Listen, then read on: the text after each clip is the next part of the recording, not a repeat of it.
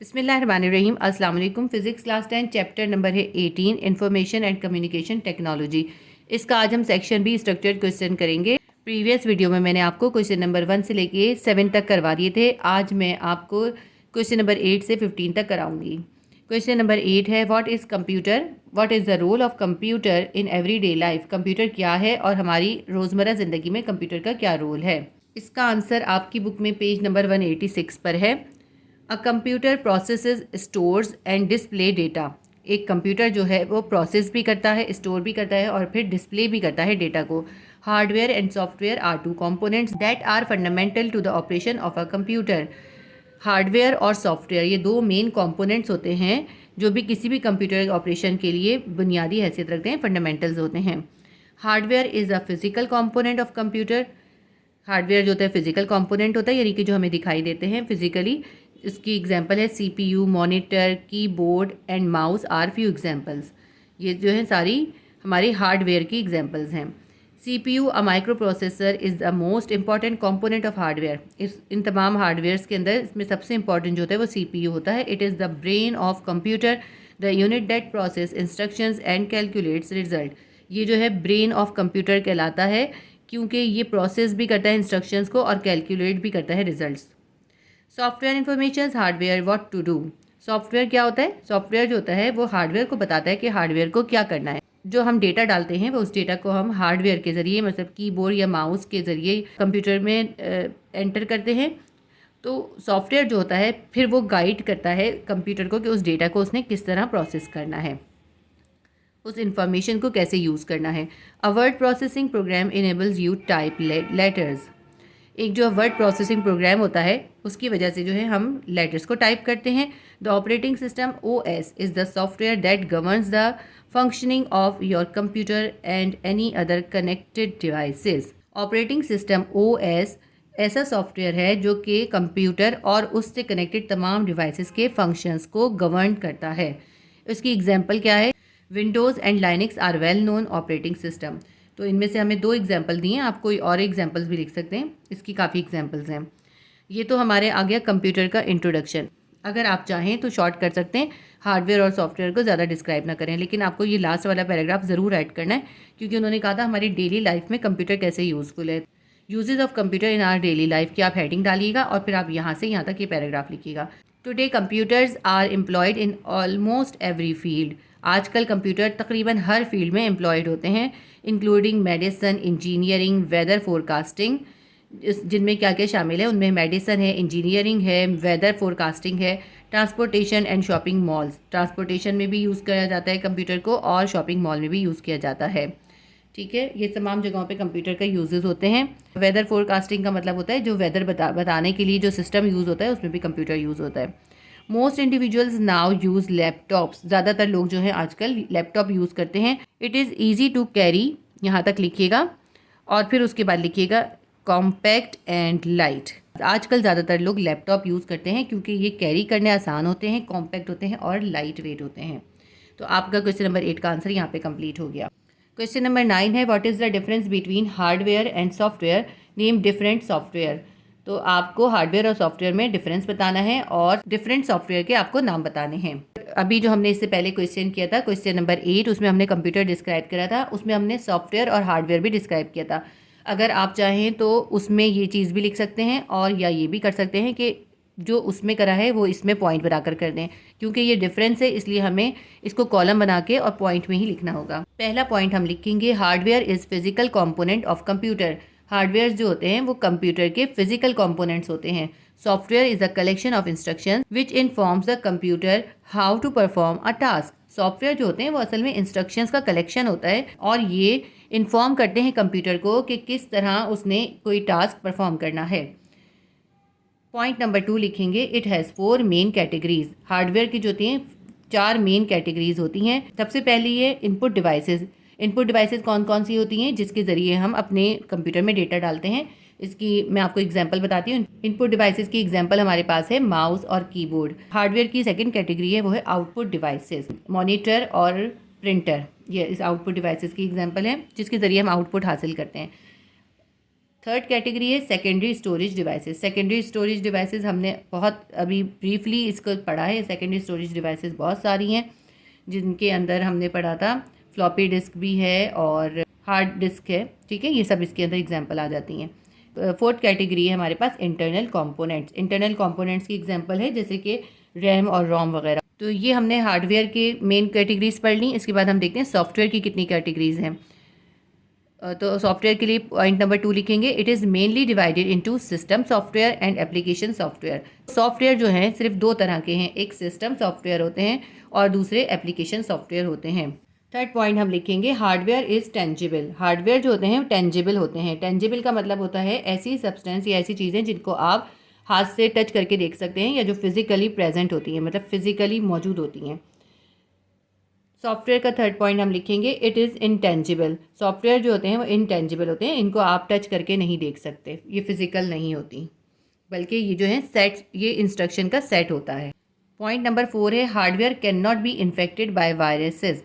Hardware जो है viruses से इन्फेक्टेड नहीं होते। पॉइंट नंबर 4 हम सॉफ्टवेयर का लिखेंगे, it can be infected by viruses. Software जो होते हैं वायरस से इन्फेक्टेड हो जाते हैं। हम कहते हैं ना हमारे कंप्यूटर में वायरस आ गया, सॉफ्टवेयर के जरिए ही आता है, हार्डवेयर के जरिए वायरस नहीं आता। पॉइंट नंबर 5 लिखेंगे, it wear out over time physically. यानी ये जो होते हैं इस्तेमाल करते हुए ये जो कुछ टाइम के बाद जो होते हैं ख़राब हो जाते हैं। हमारी रैम अक्सर ख़राब हो जाती है या रोम ख़राब हो जाती है। सॉफ्टवेयर में हम पॉइंट नंबर 5 लिखेंगे, it does not wear out but can be affected by bugs. ये जो है वेयर आउट नहीं होते, मतलब टूटते या ख़राब नहीं होते, मगर ये है इनके अंदर बग्स आ जाते हैं, ठीक है, इनके अंदर भी बग्स आ जाते हैं। पॉइंट नंबर 6 में हम देंगे एग्जाम्पल्स। तो हार्डवेयर की एग्जांपल्स हमारे पास क्या है, मॉनिटर है, CPU, keyboard, hard disk, RAM, ROM and mouse. और उन्होंने हमसे जो है सॉफ्टवेयर की एग्जांपल पूछी थी, लेकिन हमने दोनों एग्जांपल्स दिए हैं इसके अंदर।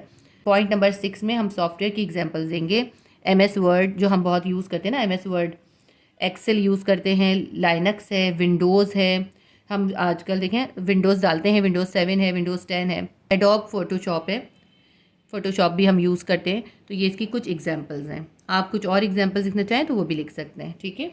तो आपका ये जो क्वेश्चन नंबर 9 है यहाँ पे कंप्लीट हो गया। क्वेश्चन नंबर 10 है, what do you understand by the term word processing and data managing. हमें वर्ड प्रोसेसिंग और डेटा मैनेजिंग को एक्सप्लेन करना है। इसका आंसर आपकी बुक में पेज नंबर 189 पर मौजूद है। Word processing, data management and control. सबसे पहले हम वर्ड प्रोसेसिंग को डिफाइन करेंगे, वर्ड प्रोसेसिंग की हेडिंग डालेंगे, ठीक है। फिर हम यहाँ से लिखेंगे, word processing is such a use of computer through which we can write a letter, article, book और prepare a report. Word processing में हम कंप्यूटर के ज़रिए लेटर लिख सकते हैं, आर्टिकल लिख सकते हैं, बुक लिख सकते हैं या फिर कोई रिपोर्ट भी तैयार कर सकते हैं। Word processing is a computer program, ये कंप्यूटर का प्रोग्राम है। Using this program we can develop any document, see it on the screen after typing. इस प्रोग्राम के ज़रिए जो है हम कोई भी डॉक्यूमेंट जो है वो डेवलप कर सकते हैं, बना सकते हैं, उसको टाइप करने के बाद हम स्क्रीन पर भी देख सकते हैं। We can edit the document, add some new text और डिलीट द प्रीवियस टेक्स्ट और मेक अमेंडमेंट इन इट। हम अगर ऐसा कोई डॉक्यूमेंट बनाते हैं तो उसके अंदर हम कुछ ऐड करना चाहें तो ऐड भी कर सकते हैं नया टेक्स्ट, और अगर कुछ डिलीट करना चाहें तो डिलीट भी कर सकते हैं। उसके अलावा हम उसके अंदर जो चेंजिंग करना चाहें वो भी कर सकते हैं। We can move text from one page to another, और उस टेक्स्ट को हम एक पेज से दूसरे पेज पे भी ट्रांसफ़र कर सकते हैं। Even from one document to another, यहाँ तक कि हम एक डॉक्यूमेंट से दूसरे डॉक्यूमेंट में भी ट्रांसफ़र कर सकते हैं। Document can be store in memory, ये जो डॉक्यूमेंट होते हैं ये मेमोरी में स्टोर हो जाते हैं। And it's print can also be taken, और हम उन डॉक्यूमेंट्स के प्रिंट आउट भी निकाल सकते हैं। By means of modern word processing, modern word processing के ज़रिए we can write it in different styles and in different colours. We can also use graphics, हम अपने डॉक्यूमेंट्स को डिफरेंट स्टाइल से और डिफरेंट कलर के ज़रिए भी लिख सकते हैं और इसमें ग्राफिक भी यूज़ कर सकते हैं। तो आप वर्ड प्रोसेसिंग से ग्राफिक्स तक जो है वर्ड प्रोसेसिंग की डेफिनेशन लिखेंगे। उसके बाद हमें डेटा मैनेजमेंट बताना है, वो नेक्स्ट पेज पर है। पेज नंबर 190 पे डेटा मैनेजमेंट है। आप पहले डेटा मैनेजमेंट की हेडिंग डालेंगे, फिर आप यहाँ से लिखेंगे, to collect all information regarding a subject for any purpose and to store them in a computer in more than one interlinked files which may help when needed is called data managing। इस paragraph में मैं बताया है कि data managing क्या चीज़ है। किसी subject की इंफॉर्मेशन हम कंप्यूटर में स्टोर करें in more than one interlink files, और उसको एक से ज़्यादा फाइल्स के साथ उस इंफॉर्मेशन को हम लिंक्ड कर दें। विच मे हेल्प व्हेन नीडेड, जो कि हमें हेल्प करेगा जब हमें ज़रूरत होगी तो हमारे लिए हेल्पफुल होगा। इज़ कॉल्ड डेटा मैनेजिंग, ये कहलाता है डेटा मैनेजिंग। यानी कि जब आप किसी कंप्यूटर में किसी भी सब्जेक्ट या किसी भी टॉपिक के ऊपर कोई इन्फॉर्मेशन कलेक्ट करें और उसको स्टोर करें और उसको मुख्तलिफ फाइल्स के साथ इंटरलिंक कर दें, ताकि जब भी आपको ज़रूरत हो तो आप उन फाइल्स के ज़रिए उस तक पहुंच सकें, अपनी उस इंफॉर्मेशन को हासिल कर सकें। ये कहलाती है data managing. The educational institutions, libraries, hospitals and industries store the concern information by data management. Educational institutes, libraries, hospitals, industries, stores जो होते हैं इंफॉर्मेशन कंसर्न इंफॉर्मेशन को डेटा मैनेजमेंट के ज़रिए मैनेज करते हैं। Addition and deletion are made in the data according to the requirement, और उस डेटा के अंदर जो होता है एडिशन भी कर सकते हैं और डिलीट करना हो तो डिलीट भी कर सकते हैं जैसी रिक्वायरमेंट होती है उसके हिसाब से। Which help in the improvement of the management of the institutions, जिसकी वजह से क्या होता है, इंस्टीट्यूशंस की मैनेजमेंट जो होती है वो इम्प्रूव हो जाती है, वो बेहतर हो जाती है। मतलब अगर कोई डेटा बना लिया है, उसके बाद आप कुछ उसमें ऐड करना चाहते हैं या उसमें कुछ गलती है, आप उसको डिलीट करना चाहते हैं, कुछ चेंज करना चाहते हैं, तो वो भी आप इसमें कर सकते हैं। तो आजकल हमारे तमाम इंस्टीट्यूट्स, एजुकेशनल इंस्टीट्यूट हों, लाइब्रेरीज़ हों, हॉस्पिटल्स हों, इंडस्ट्रीज़ हों या स्टोर्स हों, वो डेटा मैनेजमेंट के ज़रिए अपनी तमाम इंफॉर्मेशन को कलेक्ट रखते हैं और जो भी उसमें चेंज करना हो उसमें कर सकते हैं। तो यहाँ से टू कलेक्ट से लेके इंस्टीट्यूशंस तक हम इसका आंसर लिखेंगे। हमारा क्वेश्चन कंप्लीट हो गया। क्वेश्चन नंबर 11 है, what is internet? Internet is a useful source of knowledge and information discuss. Internet को आपने डिस्क्राइब करना है और ये भी आपने डिस्कस करना है कि इंटरनेट जो है वो नॉलेज और इन्फॉर्मेशन के लिए एक बहुत यूज़फुल सोर्स है। इसका आंसर आपकी बुक में पेज नंबर 191 पर है। हम यहाँ से लिखेंगे इंटरनेट से लेके कम्युनिकेशन सिस्टम तक और फिर द मेन से लेके मैसेज तक। तो मैं आपको पढ़ के समझा देती हूँ। Internet is basically a large computers network. Internet जो है बेसिकली बहुत से कंप्यूटर्स का एक बहुत बड़ा नेटवर्क है, which extends all across the globe, जो कि पूरी दुनिया में फैला हुआ है। In internet millions of computers remain connected together through well laid communication system. Internet में लाखों कंप्यूटर एक साथ कनेक्टेड होते हैं एक बेहतरीन कम्युनिकेशन सिस्टम के ज़रिए। उसके बाद हम इंटरनेट सर्विसेज भी बताएंगे। The main services used on the internet include, जो इंटरनेट की जो मेन सर्विसेज है वो ये हैं। फर्स्ट है web browsing. This function allows user to view web page. Web browsing के ज़रिए यूज़र जो होता है वो वेब पेजेस को व्यू कर सकता है। सेकेंड है email, allows people to send and receive text message. Email के ज़रिए लोग जो हैं एक दूसरे को भेज भी सकते हैं और रिसीव भी कर सकते हैं टेक्स्ट मैसेजेस। तो यहाँ तक आपने इंटरनेट सर्विसेज लिख ली। क्वेश्चन नंबर 11 का जो दूसरा पार्ट था उसमें उन्होंने हमसे पूछा था कि हमें ये बताना है कि इंटरनेट जो है वो नॉलेज और इन्फॉर्मेशन के लिए बहुत यूज़फुल सोर्स है। तो हम हेडिंग डालेंगे internet is a source of knowledge and information. उसके बाद हम लिखेंगे internet is the invention of modern age and high technology science. Internet जो है मॉडर्न वर्ल्ड या मॉडर्न एज की इन्वेंशन है और हाई टेक्नोलॉजी की साइंस है। It provides us amazing facility of searching, यह हमें सर्चिंग की अमेजिंग फैसिलिटीज़ प्रोवाइड करती है। Any information from any corner of world by anyone, हम किसी की भी दुनिया के किसी भी कोने से इंफॉर्मेशन इसके ज़रिए सर्च कर सकते हैं। It is a reliable and fast source of information in every field, ये हर फील्ड के लिए बहुत रिलायबल और फास्ट सोर्स ऑफ इंफॉर्मेशन है। It offers latest useful information, ये हमें लेटेस्ट यूज़फुल इंफॉर्मेशन प्रोवाइड करती है। It is rapid communication source, और ये कम्युनिकेट करने के लिए सबसे तेज़ सोर्स है।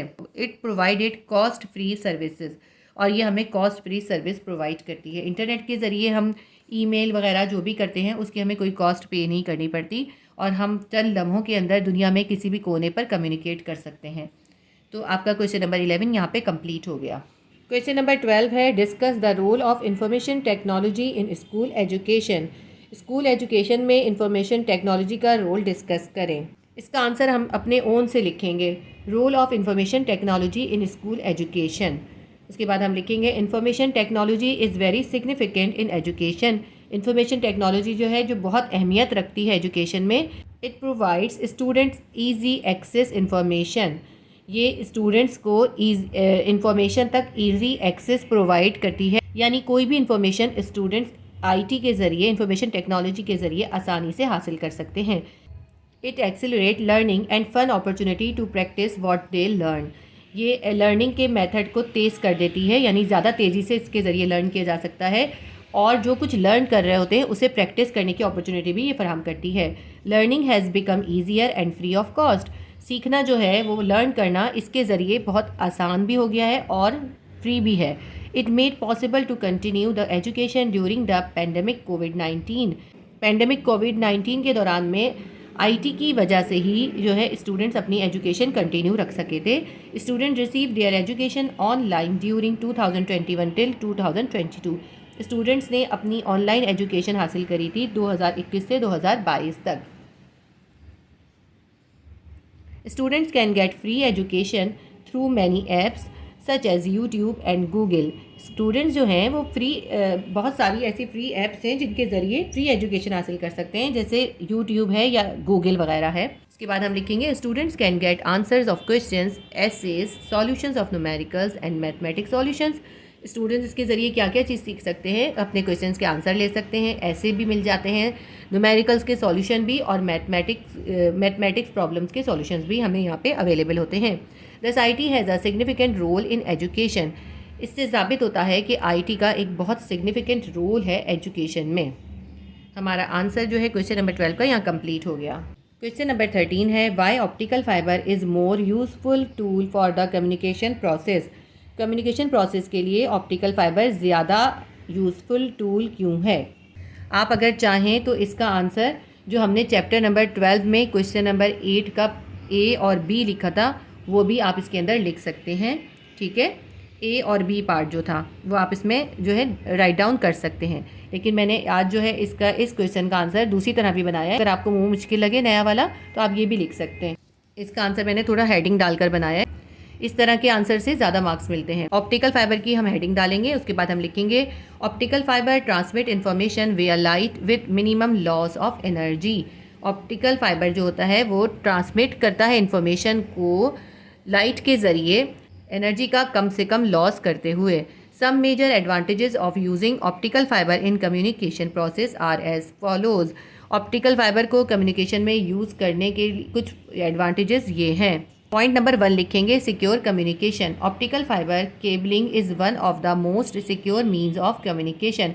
मीन्स ऑफ कम्युनिकेशन में सबसे सिक्योर तरीक़ेकार जो है वो ऑप्टिकल फाइबर का केबलिंग है।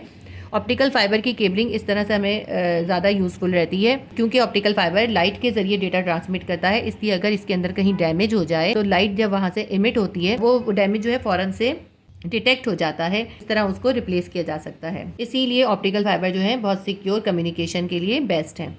पॉइंट नंबर 2 लिखेंगे electromagnetic compatibility. Fibre optics cabling is resistant to many of the outside forces that degrade copper cabling. Fibre optics की केबलिंग जो होती है वो बहुत सी बाहर की जो फोर्सेस होती हैं, जो आउटसाइड फोर्सेस होती हैं, उनके खिलाफ रेजिस्टेंस रखती है, जो कि कॉपर केबलिंग को डिग्रेड कर देती हैं। देखिए कॉपर की केबलिंग हुई हुई हो तो वो कुछ आउटसाइड फोर्सेस होती हैं ना, इलेक्ट्रोमैग्नेटिक वेव्स होती हैं, उनसे ख़राब हो जाती है, लेकिन ऑप्टिक फाइबर जो हैं वो उसके खिलाफ रेजिस्टेंस रखते हैं। फाइबर ऑप्टिक्स के अंदर जो है डेटा की ट्रांसमिशन जो होती है वो लाइट के ज़रिए होती है और लाइट भी इलेक्ट्रोमैग्नेटिक होती है, इसीलिए आउटसाइड फोर्सेस के खिलाफ जो है फाइबर ऑप्टिक के अंदर रेजिस्टेंस होती है। पॉइंट नंबर 3 है speed. Optic fibre is many time faster than traditional copper wire cabling. Optic fibre जो होता है ट्रेडिशनल कॉपर वायर केबलिंग से कई गुना ज़्यादा फास्टर डेटा ट्रांसमिट करता है। Small diameter glass fibre can support bandwidth speed in excess of 10 gigabit speed पर strand. क्योंकि ऑप्टिक फाइबर ग्लास फाइबर से बना होता है और इसका डायमीटर बहुत छोटा होता है, यानी ये बहुत बारीक होता है, इसीलिए पर स्ट्रैंड वो 10 गीगाबिट्स की स्पीड तक डेटा ट्रांसमिट करता है। पॉइंट नंबर 4 है distance. Optical fibre is the ideal means for long distance. Optical fibre जो है सबसे आइडियल तरीक़ेकार है लॉन्ग डिस्टेंस के लिए। Point to point hard line communication, एक पॉइंट से दूसरे पॉइंट तक कम्युनिकेट करने के लिए। Fibre are far superior and less expensive for long distances. Fibre जो होता है ये बहुत सुपीरियर होता है और बहुत कम एक्सपेंसिव होता है लॉन्ग डिस्टेंस के लिए। Achieve over 10 gigabytes of speed at over 40 kilometre in length. ये 40 किलोमीटर की लेंथ 10 गीगाबाइट्स की स्पीड से अचीव करता है। बस आपका आंसर यहाँ पे ख़त्म हो गया। क्वेश्चन नंबर 13 का आंसर हमारा कंप्लीट हो गया। क्वेश्चन नंबर 14 है which is more reliable floppy disk और हार्ड डिस्क। हमें बताना है फ्लॉपी डिस्क ज़्यादा रिलायबल होती है या हार्ड डिस्क। इसका आंसर हम खुद से लिखेंगे। The hard disk is more reliable then floppy disk. Hard disk जो होती है वो फ्लॉपी डिस्क से ज़्यादा रिलायबल होती है। It is more durable than compare to floppy disk. अगर हम इसको फ्लॉपी डिस्क से कंपेयर करें तो ये हार्ड डिस्क जो होती है वो ज़्यादा ड्यूरेबल होती है, यानी ज़्यादा टाइम तक यूज़फुल रहती है। A hard disk store more data than floppy disk. Hard disk जो होती है फ्लॉपी डिस्क की निस्बत ज़्यादा डेटा स्टोर करती है। Hard disk is universal. Hard disk जो होती है वो यूनिवर्सल होती है। While floppy disk can only B use on absolute machine. जबकि फ्लॉपी डिस्क जो होती है सिर्फ उसकी ही मखसूस मशीन्स के ऊपर ही रन करती है। तो देखें हार्ड डिस्क और फ्लॉपी डिस्क में सबसे मेजर जो इसमें डिफरेंस हमें पता चल रहा है वो ये पता चल रहा है कि हार्ड डिस्क जो होती हैं वो ज़्यादा रिलायबल हैं, ज़्यादा ड्यूरेबल हैं, ज़्यादा डेटा स्टोर करती हैं और यूनिवर्सल हैं। जबकि फ्लॉपी डिस्क जो हैं उनका डेटा भी कम होता है और वो कम डेटा स्टोर करती हैं और वो सिर्फ अपनी मखसूस मशीन्स पर ही रन करती हैं। ये आपका क्वेश्चन नंबर 14 का आंसर हो गया। मैं एक बार और रीड कर देती हूँ। The hard disk is more reliable then floppy disc. It is more durable compared to floppy disk. A hard disk store more data. Hard disk is universal, while floppy disk can only be used on absolute machines. तो आपका question number 14 का answer complete हो गया। इसके बाद है question number 15। What is the difference between RAM and ROM memories. ROM और RAM memories के दरमियान हमें डिफरेंस बताना है। वैसे तो हम ये पिछले क्वेश्चंस में कर चुके हैं, आप चाहें तो वो ही उसके पॉइंट्स बनाकर लिख सकते हैं, लेकिन मैंने अलग से भी पॉइंट्स बनाए वो भी मैं आपको बता देती हूँ। हम डिफरेंस लिखेंगे RAM and ROM. Point number 1 है RAM stands for random access memory. RAM जो है वो रैंडम एक्सेस मेमोरी का शॉर्ट फॉर्म है। और रोम जो है ROM stands for read only memory. ROM का मतलब है read only memory. Point number 2 है RAM is a volatile memory that temporarily stored data till the device is powered. RAM जो है वोलेटाइल मेमोरी है। वोलेटाइल से मतलब है ऐसी मेमोरी है जो सिर्फ उस वक्त तक रहती है जब तक डिवाइस जो होती है वो कनेक्टेड रहती है, पावर्ड रहती है। जैसे ही पावर ऑफ होती है मेमोरी जो होती है वो लॉस्ट हो जाती है। तो मैं दोबारा से पढ़ लेती हूँ। RAM is a volatile memory. RAM जो है वोलेटाइल मेमोरी है that temporarily store data till the device is powered. सिर्फ उस वक्त तक के लिए जब तक कि डिवाइस को पावर मिल रही हो उस वक्त तक डेटा को स्टोर करती है। पॉइंट नंबर 2 रोम के लिए लिखेंगे हम। ROM is non volatile memory. रोम जो है वो नॉन वोलेटाइल मेमोरी है that permanently stores data in computer. ये वो मेमोरी होती है जो परमानेंटली कंप्यूटर के अंदर स्टोर हो जाती है। जब कंप्यूटर को स्विच ऑफ भी कर दिया जाए, पावर ऑफ भी कर दिया जाए, तब भी ये मेमोरी जो है उसके अंदर सेफ रहती है। पॉइंट नंबर 3 लिखेंगे it is expensive than ROM. RAM जो होती है वो ज़्यादा एक्सपेंसिव होती है, जबकि हम रोम में लिखेंगे it is cheaper than RAM. ये रैम से ज़्यादा सस्ती होती है। पॉइंट नंबर 4 है its speed is higher. RAM की स्पीड जो होती है हाई होती है और रोम के बारे में हम लिखेंगे इट्स स्पीड इज़ स्लोअर। इसकी स्पीड जो होती है वो स्लो होती है। पॉइंट नंबर 5 है data stored on RAM can be accessed bye CPU. जो डेटा रैम पे स्टोर होता है उस तक सीपीयू का एक्सेस होता है। रोम के लिए पॉइंट 5 लिखेंगे first the data of ROM must be transferred to RAM. अगर हम कोई डेटा जो है रोम का वो सीपीयू तक एक्सेस चाहते हैं तो पहले रोम के डेटा को हमें रैम में ट्रांसफ़र करना पड़ेगा। Then CPU will be able to access data. फिर सीपीयू जो है उस डेटा तक एक्सेस हासिल कर सकता है। ठीक है, मैं फिर से रीड कर देती हूँ। First the data of ROM must be transferred to RAM then CPU will be able to access data. पहले हम रोम के डेटा को रैम में ट्रांसफ़र करेंगे, उसके बाद सीपीयू जो है उस डेटा को एक्सेस कर पाएगा। तो ये इसके 5 पॉइंट हो गए। हमारा क्वेश्चन नंबर 15 कंप्लीट हो गया।